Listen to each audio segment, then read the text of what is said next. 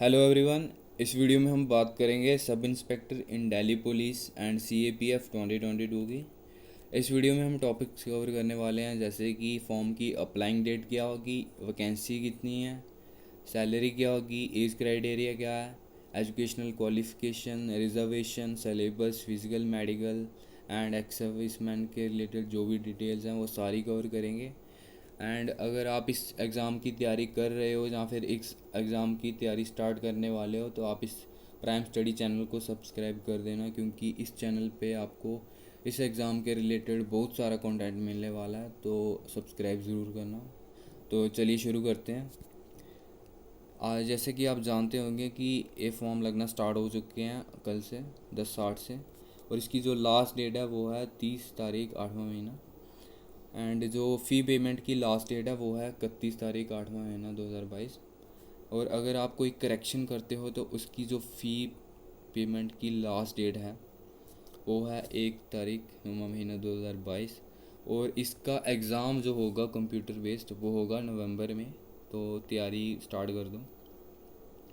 और अगर departmental candidates apply करना चाहते हैं जैसे कि कांस्टेबल हो गया, हेड कांस्टेबल हो गया, या फिर एएसआई हो गया दिल्ली पुलिस के, तो उनकी जो मिनिमम सर्विस होनी चाहिए कंटिन्यूस वो 3 ईयर तो होनी चाहिए। एंड अगर वो जनरल कैटेगरी का बंदा है तो उसकी मैक्सिमम एज 30 ईयर्स है। एंड अगर वो ओबीसी का बंदा है तो वो 33 वर्ष से ज़्यादा नहीं होना चाहिए। अगर एससी एसटी का बंदा है तो 35 साल से ज़्यादा एज उसकी नहीं होनी चाहिए। आगे बात करें सब इंस्पेक्टर जीडी इन सीएपीएफ, ये पे स्केल लेवल 6 की पोस्ट है। आपकी इनिशियल सैलरी 35,400 से स्टार्ट होगी एंड 1,12,400 तक जाएगी। और ये ग्रुप बी की नॉन गेजेटेड पोस्ट है, नॉन मिनिस्टेरियल। और सब इंस्पेक्टर एग्जीक्यूटिव मेल फीमेल इन दिल्ली पुलिस, ये पे स्केल लेवल 6 की पोस्ट है और इसमें 35,400 आपकी इनिशियल सैलरी रहेगी और 1,12,400 तक आपकी सैलरी जाएगी। और ये ग्रुप सी की पोस्ट है। आगे हम बात करें वैकेंसी की, तो इसमें दिल्ली पुलिस में मेल की जो टोटल वैकेंसी है वो है 228, और जो फीमेल्स की टोटल पोस्ट है वो है 112। और इसमें कैटेगरी वाइज दे रखा है कि कितनी कितनी है, आप इसको पॉज करके पढ़ सकते हैं। आगे बात करें हम सब इंस्पेक्टर इन सीएपीएफ की, तो इसमें अलग अलग फोर्स की अलग अलग पोस्ट दी हुई है कितनी कितनी है। इसमें टोटल पोस्ट है वो है 3,960। इसमें मेल की जो टोटल पोस्ट है वो है 3,791 एंड जो फीमेल की टोटल पोस्ट है वो है 169। और जो कैंडिडेट सेलेक्ट होंगे सीएपीएफ में वो उनको कहीं भी सर्व करना पड़ सकता है पूरे इंडिया में। अगर आप दिल्ली पुलिस में सेलेक्ट होते हो तो आपको सिर्फ दिल्ली के रीजन में ही आपकी सर्विस होगी, लेकिन अगर आप सीएपीएफ में सेलेक्ट होते हो तो आपको पूरे इंडिया में कहीं भी जॉब करनी पड़ सकती है। और आगे चलते हैं। For the post of sub inspector executive in Delhi police male reservation is available for.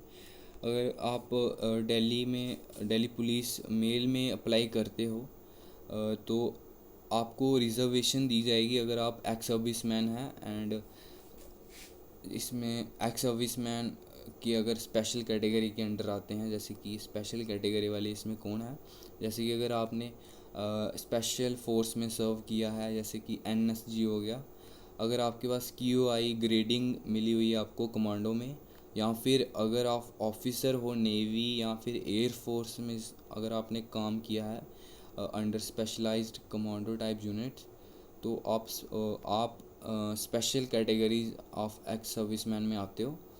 और अगर आगे बात करें नेशनैलिटी की, तो नेशनैलिटी में आप सिटीज़न होने चाहिए इंडिया के या फिर सब्जेक्ट ऑफ नेपाल और subject of Bhutan. Age limit की बात करें तो एज आपकी 20 से 25 साल के बीच में होनी चाहिए एज़ ऑन 1 जनवरी 2022। और इसका मतलब ये है कि कैंडिडेट बॉर्न नॉट बिफोर 2 तारीख पहला महीना 1997 एंड नॉट लेटर देन 1 तारीख 1 महीना पहला महीना 2002। मतलब आपका जो बर्थ है वो इसी के बीच में हुआ होना चाहिए, इसके आगे पीछे नहीं होना चाहिए। और एज रिलैक्सेशन की बात करें तो SC ST वाले को 5 साल की एज रिलैक्सेशन होगी, OBC वाले को 3 साल की एज रिलैक्सेशन होगी। और अगर आप एक्स सर्विस मैन हो तो आपको 3 साल की एज रिलैक्सेशन होगी। और दिल्ली पुलिस में अगर जो विडोज़ होगी, डाइवोर्स्ड वुमेन होगी, या फिर जो judicially separated from there husband है ना, वो वाली वुमेन्स होगी, तो जो जिनकी दोबारा शादी नहीं हुई तो उनको 35 साल तक एज रिलैक्सेशन मिलेगा। अगर यही वाली वुमेन्स कैटेगरी के अंडर आती हैं SC ST के, तो उनको 40 साल की एज रिलैक्सेशन मिलेगी। एंड अगर डिपार्टमेंटल कैंडिडेट्स जो दिल्ली पुलिस है में अप्लाई करेंगे, तो अगर उनकी 3 साल की सर्विस हो चुकी है तो उनको 30 साल तक की एज रिलैक्सेशन मिलेगी। अगर वही डिपार्टमेंटल कैंडिडेट्स OBC कैटेगरी के अंडर आते हैं तो उनको 33 साल तक की एज रिलैक्सेशन मिलेगी। और वही departmental candidates SC ST category के अंडर आते हैं तो उनको 35 साल तक की एज रिलैक्सेशन मिलेगी। आगे जो आप डेट ऑफ बर्थ फिल करोगे ना फॉर्म में, तो वो आपकी सेम होनी चाहिए जो कि आपकी मैट्रिकुलेशन और सेकेंडरी एग्जामिनेशन जो भी उस सर्टिफिकेट में है वो सेम होनी चाहिए, नहीं तो बाद में प्रॉब्लम हो सकती है। And for any serviceman of the 3 armed, अगर आप किसी भी जैसे कि इंडियन आर्मी, नेवी या फिर एयरफोर्स में मतलब सर्विस कर चुके हो, और अगर आप एक्स सर्विसमैन का कोटा चाहते हो, उसके बेनिफिट्स चाहते हो, तो आपके पास वो स्टेटस होना चाहिए एक्स सर्विसमैन का। उसके आगे एजुकेशनल क्वालिफ़िकेशन की बात करें तो आपके पास बैचलर्स डिग्री होनी चाहिए फ्रॉम ए रिकॉग्नाइज्ड यूनिवर्सिटी और equivalent.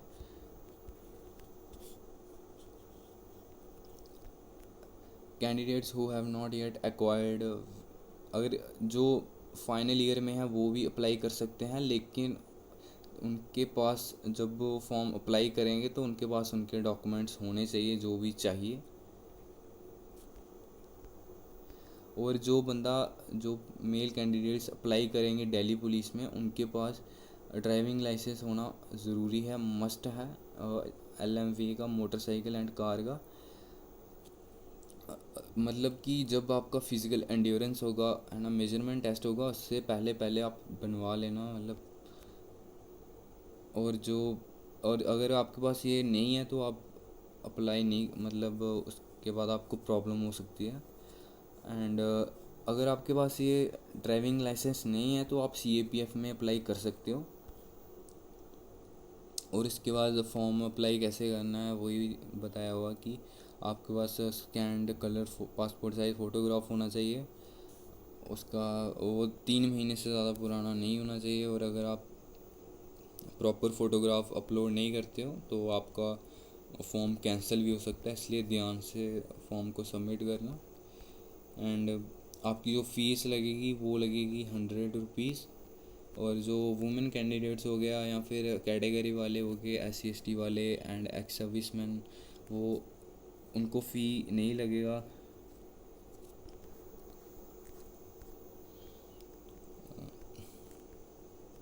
The commission will levy uniform. और अगर आप करेक्शन करते हो है ना, तो आपको 200 रुपीज़ देने पड़ेंगे अगर आप फर्स्ट टाइम करेक्शन करते हो, री सबमिट करते हो अपना फॉर्म। और आपको 500 रुपया देना पड़ेगा अगर आप फिर से करेक्शन करते हो और री सबमिट करते हो अपना फॉर्म दूसरी बार। तो ध्यान से फॉर्म सबमिट करना। और उसके आगे यही बताया हुआ है कि आपका एग्ज़ामिनेशन सेंटर क्या होगा, सेंटर कोड क्या होगा। उसके आगे बताया हुआ कि आपके पेपर 1 होगा, उसके बाद आपका फ़िज़िकल स्टैंडर्ड टेस्ट होगा, उसके बाद आपका पेपर 2 होगा, एंड उसके बाद आपका डिटेल मेडिकल एग्ज़ामिनेशन होगा। आपके पेपर 1 में वही कंपोनेंट पूछे जाएंगे जैसे कि जनरल इंटेलिजेंस हो गया, general knowledge and general awareness हो गया, एप्टीट्यूड हो गया, एंड इंग्लिश कॉम्प्रहेंशन हो गया।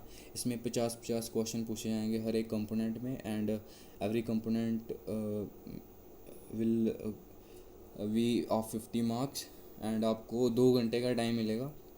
और इसके बाद जो पेपर 2 होगा वो इंग्लिश लैंग्वेज एंड कॉम्प्रिहेंशन का होगा। इसमें 200 क्वेश्चन पूछा जाएगा एंड 200 मार्क्स का ये पेपर होगा। 2 घंटे का आपको टाइम मिलेगा। इसके बाद इस सिलेबस बताया हुआ है क्या होगा क्या नहीं। और अगर आपके पास एनसीसी सर्टिफिकेट है तो आपको थोड़ा सा बोनस मार्क्स मिलेंगे। जैसे कि अगर आपके पास एनसीसी सी सर्टिफिकेट है तो आपको 10 मार्क्स एक्स्ट्रा मिलेंगे। अगर आपके पास एनसीसी बी सर्टिफिकेट है तो आपको 6 मार्क्स एक्स्ट्रा मिलेंगे। और अगर आपके पास एनसीसी ए सर्टिफिकेट है तो आपको 4 मार्क्स एक्स्ट्रा मिलेंगे। एंड उसके बाद आपकी अगर आप मेल कैंडिडेट हो तो आपकी जो हाइट है वो 170 सेंटीमीटर होनी चाहिए और चेस्ट 80 सेंटीमीटर होनी चाहिए। अनएक्सपेंडेड एंड एक्सपेंडेड 85 सेंटीमीटर होनी चाहिए। 5 सेंटीमीटर का एक्सपेंशन होना चाहिए। एंड जो कुछ इसमें हाइट में रिलैक्सेशन दिया हुआ है area wise and category wise भी है। और जो फीमेल कैंडिडेट्स हैं उनकी जो हाइट है वो 157 सेंटीमीटर होनी चाहिए मिनिमम। और बस उनका हाइट का ही है।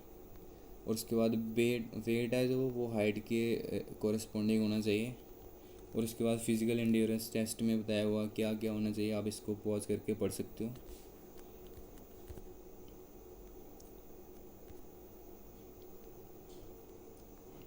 और आपका एडमिट कार्ड एग्ज़ाम के 3 से 7 दिन पहले आ जाएगा। और आपको एग्ज़ामिनेशन हॉल में एडमिट कार्ड लेके जाना है। उसके साथ अपने 2 पासपोर्ट साइज़ फ़ोटोग्राफ लेके जाना and valid photo ID proof लेके जाना जिस पे आपकी डेट ऑफ बर्थ मेंशन की हो। जैसे कि आप अपना आधार कार्ड लेके जा सकते हो, voter ID, driving licence, PAN card कुछ भी लेके जा सकते हो। और उसके बाद जब आप एग्ज़ाम फॉर्म फिल करोगे तो आपको प्रेफरेंस देनी होगी। तो पहले सोच लेना कि प्रेफरेंस कहाँ कितनी देनी है। और मिनिमम क्वालिफाइंग मार्क्स जो होंगे पेपर 1 और पेपर 2 के without adding bonus marks to NCC वो जनरल कैटेगरी वालों के 30% होंगे। ओबीसी ईडब्ल्यूएस कैटेगरी के 25% होंगे और बाकी कैटेगरीज के 20% होंगे। और and on the basis of their performance in paper 1।